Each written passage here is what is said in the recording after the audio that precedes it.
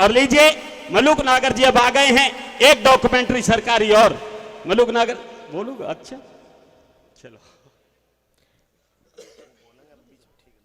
उपस्थित आदरणीय सारे वरिष्ठ लोगों और सामने बैठे हुए सब साथियों, मेरे बुजुर्गों और माताओं बहनों, मैंने खड़े होकर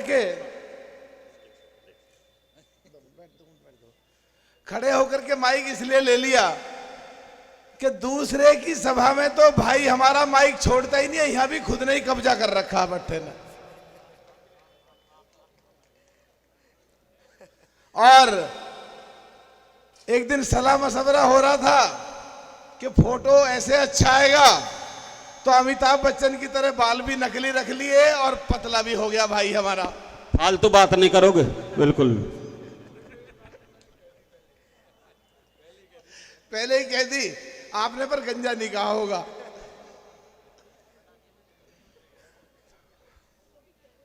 तो थोड़ा हल्का फुल्का हुआ। एक दिन क्या हुआ, एक शादी में रात को, मैं विधायक था 26 साल पहले, तो अशोक प्रधान और मैं साथ खड़े थे।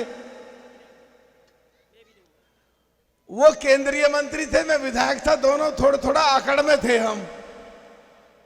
तो मैं ये कह रहा हूं ब्रह्मपाल नागर को गंजा क्यों कहा मैंने, सबको पता लग गया कि बाल नकली है ना। तो मैं क्यों कह रहा हूं ये बात, तो दोनों बात कर रहे हैं, हम पता है क्या कहता है भाई हमारा, क्यों भाई ये काले काले ही दोनों ताकतवर रहेंगे, हम ना कहीं। जब ये मुझे किसी भी बड़ी लोगों के इकट्ठे भीड़ में अशोक प्रधान के साथ, और वो केंद्रीय मंत्री और मैं विधायक, और पूरी यूपी में कांग्रेस में अकेला जीत के आया था, तो किसी मीटिंग में अगर ये कह सकते हैं क्यों भाई ये काले काले ही रहेंगे दोनों, हम ना कहीं, तो भाई मैं भी तो गंजा कह सकता हूं फिर तो। सच सच बताओ, बोर हो रहे थे, थोड़ा मजा आया या नहीं आया? जितना मुझे देश की पार्लियामेंट में बोलते हुए सुनते हो, या रोजाना मुझे देश के सारे नेशनल टेलीविजन पे बैठ के जो सुनने में मजा आता है, और यहां तो मैं अपने घर में हूं और तुम्हें हंसाने का काम कर रहा हूं, उतना मजा आना शुरू हुआ या नहीं हुआ? हुआ तो ब्रह्मपाल नागर की तरह मैं भी कर रहा हूं, फिर तालियां बजाई क्यों नहीं? आप सबके बीच में आकर के मुझे ये लगता है कि अपने बड़ों के बीच में आया हूं, और आप लोगों का प्यार जो ब्रह्मपाल नागर जी को मिलता है, जो इनके साथ मुझे भी मिला, मुझे बुलाया गया,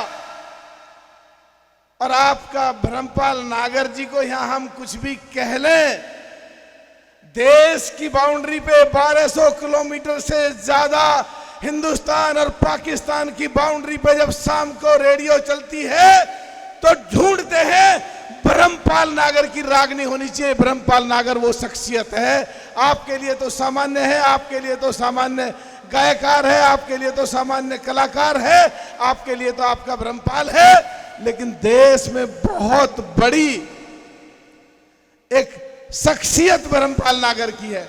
एक बार मुझे याद है, एनपी सिंह साहब, मुझे याद है मुरादाबाद में थे, तो मैं बड़ा यंग सा विधायक बन गया था, तो कुर्ता उर्ता बिल्कुल टर्न रखता था।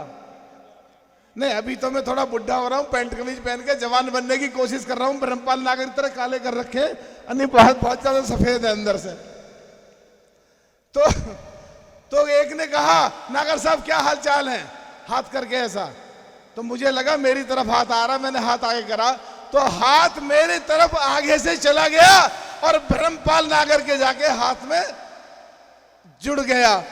तो ब्रह्मपाल नागर वो शख्सियत है आज की तारीख में जो देश के तीसरे नंबर की ताकत है। भूपेंद्र यादव जी, जो मध्य प्रदेश में सरकार ना बन रही हो तो फिर भारी बनाओ सरकार बनी। यूपी में जब 80 में से 74 आए थे तो भूपेंद्र यादव जी यहाँ के इंचार्ज थे। एक दिन कहने लगे, यार वो ब्रह्मपाल नागर जी की बहुत तारीफ सुनी है, आपका जानने वाला है। मन का जी जानने वाला तो ऐसा है तो वो बड़ा मेरे से उम्र में, बट मेरी तो ऐसी हालत करके रखे, दोनों यारी हैं हम। बोले तो उनका प्रोग्राम लगवाओ हमारे यहाँ। तो ब्रह्मपाल नागर को देश की शख्सियत जो ताकतवर हैं वो ढूंढते हैं, और हमें आज यहाँ पे बहुत आसानी से ब्रह्मपाल नागर अवेलेबल है, एकदम बहुत बढ़िया तरीके से। एक दिन क्या हुआ, 2001 की बात है, ब्रह्मपाल नागर ने यहाँ पे जो मंच पे बैठे हैं बहुत सारे लोगों को जानकारी भी है, अधिकारी साहब भी बैठे हैं, इनको जानकारी नहीं है, तो बरौला के यहाँ बाहर प्रोग्राम रख दिया 31 अक्टूबर का। वहां लाखों की भीड़ हो गई। रात को मुझे निकलना था मनाली, नई साल के 31 अक्टूबर के साथ आसपास की बात है। तो स्टेज पे इतने लोग हो गए, इतने चढ़ गए, और स्टेज धड़ोम देसी नीचे आके पड़ा, घेर दिया। मेरी भी टांग बाल बाल बची, बिल्कुल फ्रैक्चर होने से, पर फट बहुत सारी गई। तो ब्रह्मपाल नागर जी का नाम लेते ही भीड़ इतनी इकट्ठी होती है। तो आज मैं फंसा हुआ था कि कैसे करूं, जाऊं कैसे। संधि साहब मीरापुर वाले, तुझे भी देख रहा हूं सामने बैठा है। तो भीड़ इतनी उसमें जब बिल्कुल, तो आज मैं ऐसा फंसा हुआ था, पर उस भीड़ को देखकर, आपको देख करके, ब्रह्मपाल नागर के डर की वजह से भागता भागता पहुंचाऊं, नहीं तो मेरे चुनाव में टाइम नहीं देगा, खिलाफ वाले के साथ मेरी तशी ना कर देगा, डरता इतना हूं। तो मेरी बहुत सारी शुभकामनाएं, और राजेश पायलट जी और हम तो साथी हैं दोनों, कितने ही लम्हे, कितने ही यादगार ऐसे हैं। मुझे याद है जहां खड़े हैं, जब इस प्लॉट की बात आई तो राजेश पायलट जी ने कहा, भाई मलूक बात कर। वो अभी हमारा डीओपीटी से सेक्रेटरी रिटायर हुई है, राधा चौहान, वो थी जब यहां। तो अलॉट करने की बात आई, बोला पैसा कौन लगाएगा। और ब्रह्मपाल जी ने कहा, भाई अथॉरिटी वाले, हमारे अथॉरिटी में ये भी रहे एसईओ साहब जो बैठे हैं।